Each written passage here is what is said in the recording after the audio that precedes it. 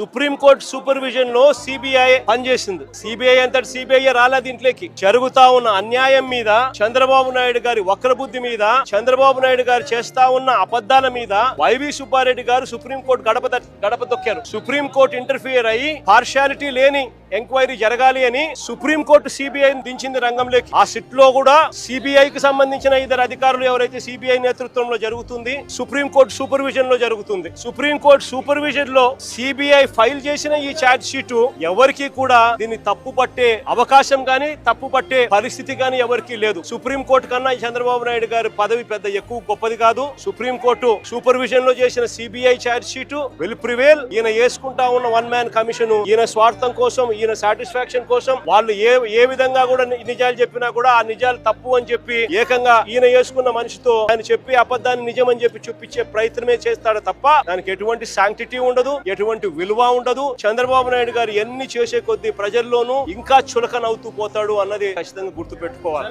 నీకు అనుకూలంగా నీ ప్రభుత్వంలో నువ్వు సేకరించిన శాంపుల్, నువ్వు ఎన్డీఏలో భాగంగా ఉన్న సిబిఐ వచ్చి ఎంక్వైరీ చేస్తా ఉంటే ఆ రిపోర్టే నీకు అనుకూలంగా నీకు రానప్పుడు ఏ రకంగా నువ్వు చేసినది కరెక్ట్ అవుతుంది అని చెప్పి నేను చెప్తా ఉన్నా. ఆ రిపోర్టే నీకు అనుకూలంగా రాలేదు కాబట్టి నువ్వు చేస్తా ఉన్నది ఏంది, మళ్ళీ నీకు అనుకూలంగా రిపోర్ట్ వచ్చేదాకా మళ్ళీ నువ్వు వక్ర భాష్యం చెబుతూ మళ్ళీ నువ్వు నచ్చిన వ్యక్తిని మళ్ళా వేసుకుని దాంట్లో నుంచి మళ్ళీ ఎంక్వైరీ చేయాలని ప్రయత్నం చేస్తా ఉన్నావు.